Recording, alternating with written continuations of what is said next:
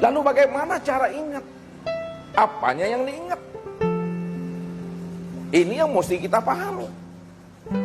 Kalau kita tidak tahu bagaimana cara mengingat dan apa yang diingat, maka ibadah kita yang kita lakukan sepanjang umur kita ini itu menjadi ibadah yang hampa dan sia-sia.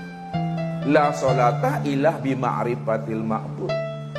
Tidak sah sholat, percuma sholat, sia-sia sholat kita, tidak bernilai, tidak berfaedah sholat yang kita kerjakan jikalau kita tidak mengenal Allah. Maka orang yang tidak mengenal Allah dalam hidup ini, maka dialah sesungguhnya yang dikatakan Allah adalah orang yang buta, Bapak Ibu. Apa kata Allah dalam surah Bani Israil ayat 72? Wa man kana fi hazil a'ma fa huwa fil akhirati a'ma wa adallun sabila. Barang siapa yang buta di dunia maka buta di akhirat. Wa adallun sabila, dan dialah orang yang tersesat. Buta yang bagaimana yang dimaksudkan Allah Bapak Ibu dalam surah Bani Israil ayat 72 ini? Apakah buta mata zahir yang ada di kepala ini, atau butakah mata hati yang ada di dalam dada? Ini yang dijelaskan Allah dalam surah Al-Hajj ayat 46. Fa innaha la ta'mal absar walakin ta'mal qulub allati fis sudur. Sesungguhnya yang aku katakan buta itu, kata Allah, bukanlah buta mata zahirmu yang ada di kepalamu, akan tetapi butanya mata hatimu yang ada di dalam dada. Orang yang buta mata hatinya, itulah yang dikatakan Allah orang yang tersesat dan tempatnya di neraka.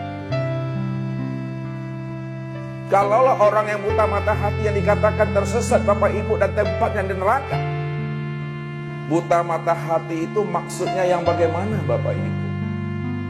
Maknanya buta mata hati itu, siapa yang tidak mengenal aku, kata Allah, di dunia ini, dipastikan dia juga tidak akan pernah mengenal aku di akhirat.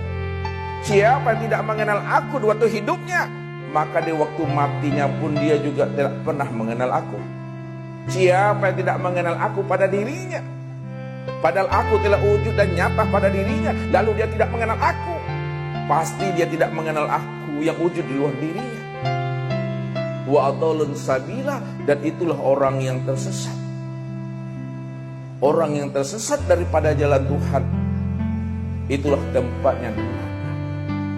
Makanya Allah katakan apa?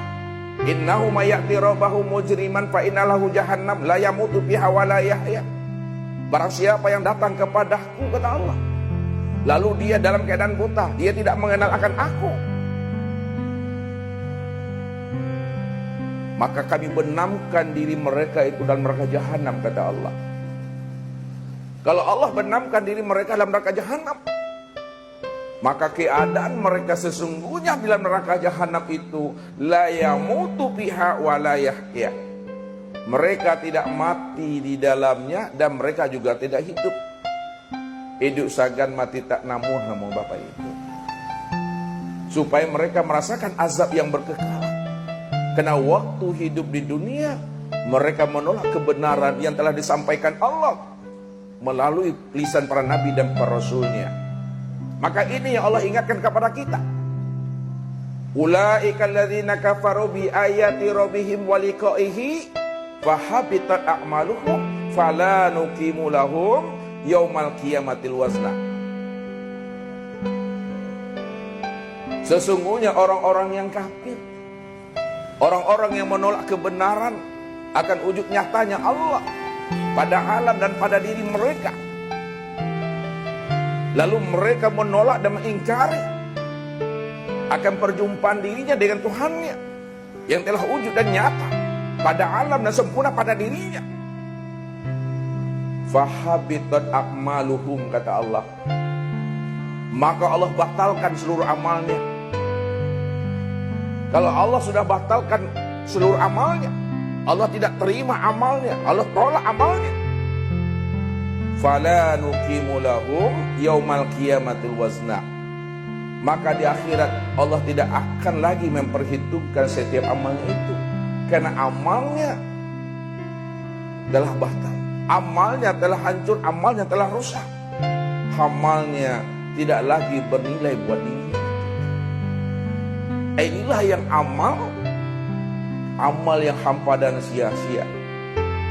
Kaladang kue kapara rajin, tapi tidak ada hasilnya. Walaupun dia rajin kaladang, rajin kapara, tapi dia tidak membuahkan hasil bagi dirinya. Walaupun lah usang badan kau Bapak Ibu, tahu usang.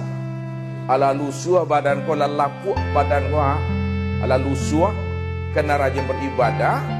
Tapi karena kita tidak mengenal Allah, maka ibadah yang kita lakukan selama ini, walaupun badan kita ini telah usang, lepuk, maka tidak memberikan hikmah dan faedah buat dirinya. Inilah yang dikatakan ibadah yang tak kicau di antara itu. Tidak ada hikmah dan faedah itu.